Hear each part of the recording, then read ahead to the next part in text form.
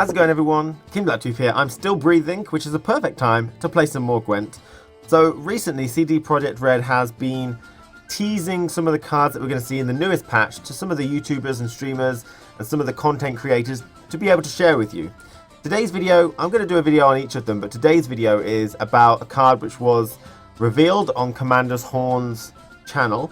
So that was McBeard, CH, as well as Greyboxer did a reveal on this card. You can see their video on demand here, okay, and see what they think about the card. But I'm going to go over the card myself. So the card in question is the Champion of Champions, which is a Skellige silver card, 4 strength, has the agile ability so it can go on any row, and it has a very unique ability. Gain 2 strength at the start of your turn if it's the sole unit on its row.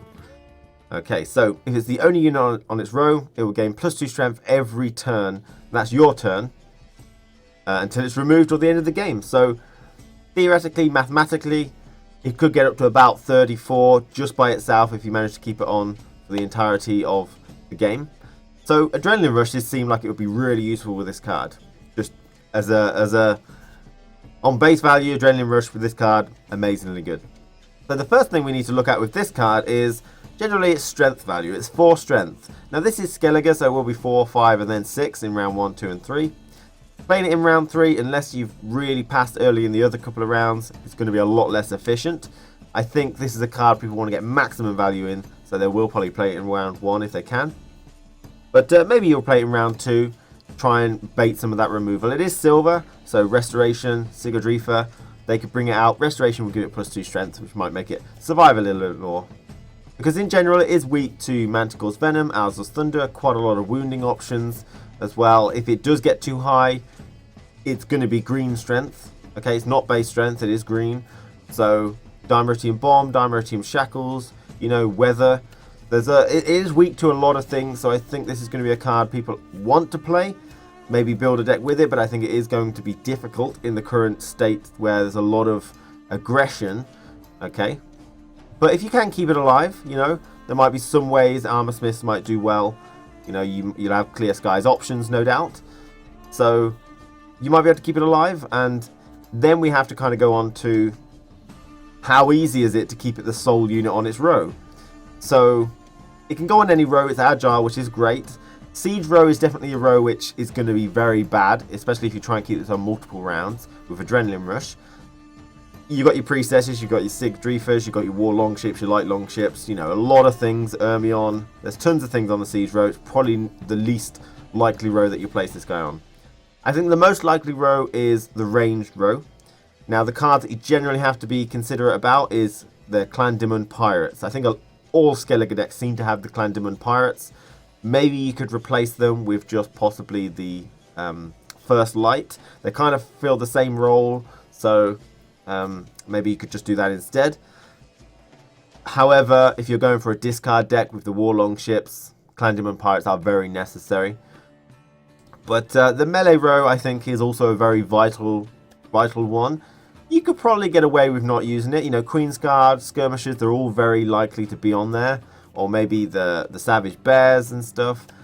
You could probably get away with using it in the first round, putting this guy down in round 1. Don't have any skirmishes, use Ermion to get him into the graveyard and such. But unless you go for a Skellige Weather deck where you use a lot of light longships, I think the melee row will be used in some way. So it is going to be difficult. I think the range row is the best choice, maybe in round 2 after your Clandimon Pirates have gone, but you won't be able to use the Clan Brockfar Hunters, you won't be able to use the Axemen, so there's a lot of things you've got to consider. You've got to really build your deck to include this guy.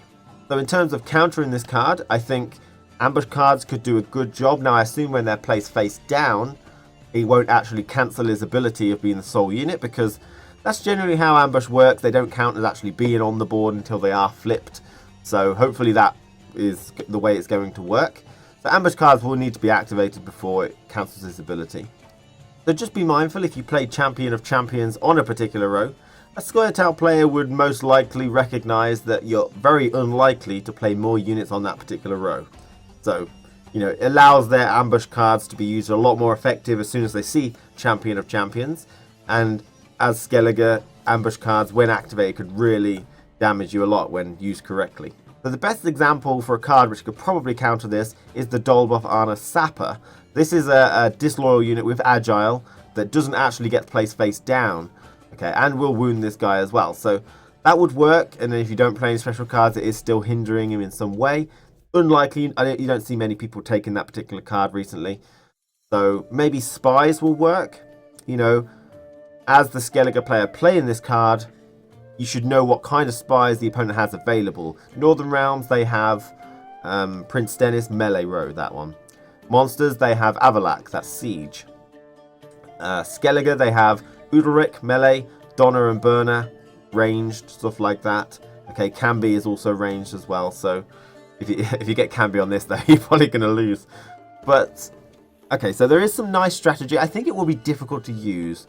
I think even if it does get buffed up quite high, you know, Dimerite Bomb, Scorches, it's going to get removed, and when you bring it back out, it'll probably still be back to 4 because of the buff. So generally, it's an interesting card, very unique ability.